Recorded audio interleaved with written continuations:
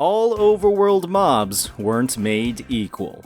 Some drop incredible endgame equipment. Some increase your union level and provide incredible astrite rewards. Others do none of these, while still being entirely necessary to farm. The fact of the matter when it comes to grinding overworld mobs and Wuthering waves is that some enemies feel absolutely awful to farm, especially in relation to others. With the recent release of Changli, most players are likely finding that their account severely lacks these resource materials, specifically farmed from exile enemies. These enemies, along with those from Fraxidus, are some of the most painful to farm in the game, and to fully upgrade a character that uses these materials, it can take quite a while to accumulate the resources necessary.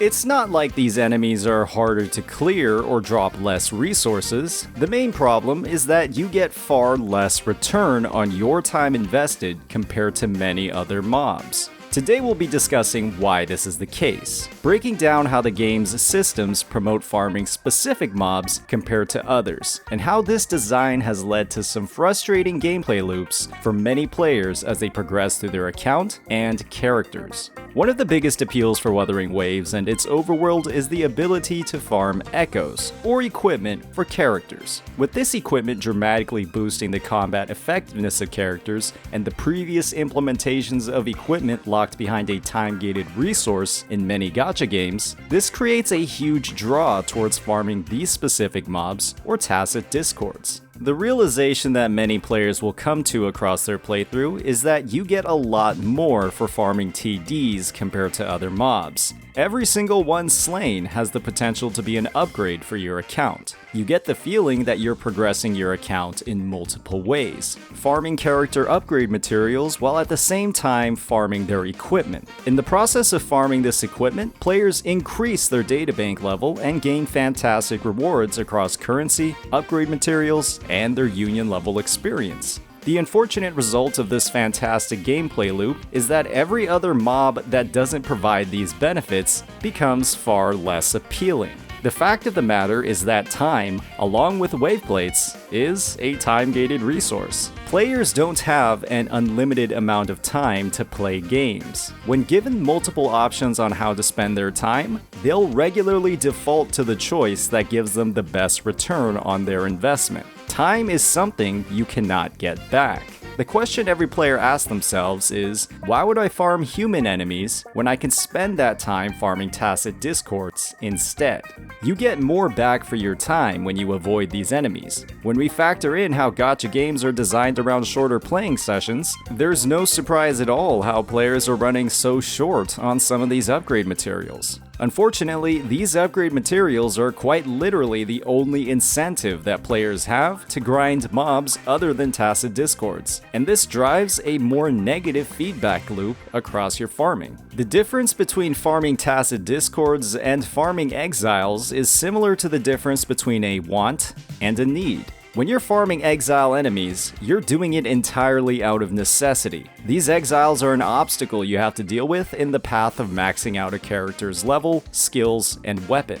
There's no luck or RNG besides the drop quantity from mobs when it comes to maxing out a character's abilities. All it feels like to the player is that this is a chore, and a huge sink of time that many players had been previously spending doing far more productive things on the map with far better rewards. When players grind echoes in the overworld, this farming is primarily fueled by a want, more than a need. You can max out a character's upgrades, but it's virtually impossible to max out a character's echoes. It's incredibly easy to get a fully leveled plus 25 set, but getting great substats is where that motivation comes from. The inability to achieve perfection is what creates a want in players.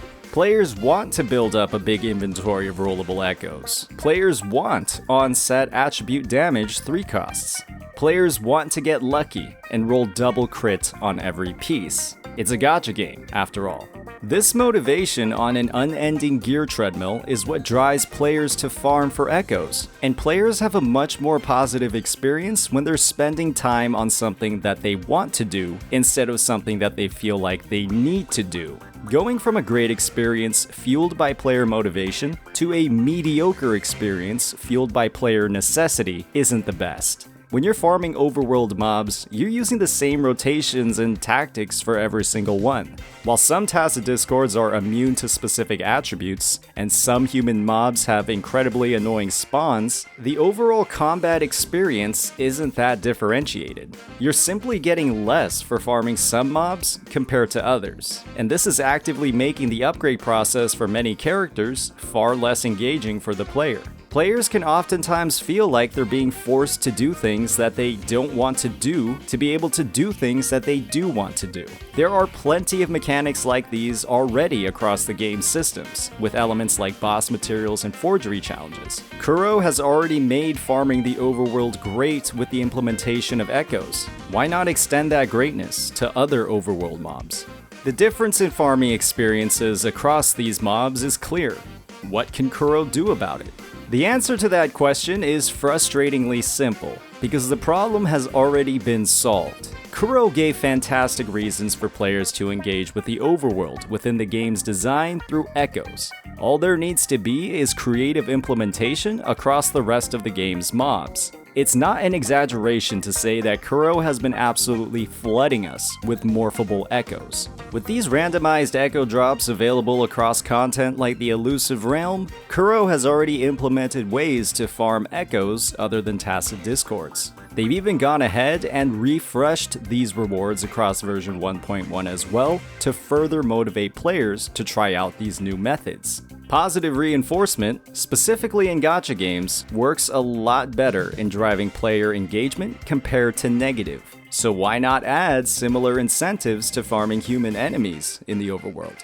Adding morphable echoes to the drop table for human enemies would be a fantastic way to spice up the farming experience and actually incentivize players to engage with that part of the overworld. And it would help add a silver lining to the comparably disappointing farming experience many players are having as they build up characters like Changli. Exile and Fraxidus members are resonators too, and I'm sure most players would be fine stealing their echoes like Team Rocket steals Pokemon. Overall, the resource grind in Wuthering Waves has issues with progression that are inherently tied to the gacha genre. Time is a big piece of what prevents your progress. However, Kuro struck gold when it came to its implementation of echoes across the overworld. And once you've experienced something great, downgrading to a similar experience that is in a lot of ways strictly worse can feel awful. Hopefully, this overview was helpful in highlighting where the grind in Wuthering Waves goes well and where it goes wrong. As always, if you enjoyed this content, please hit that like and subscribe button. Peace out.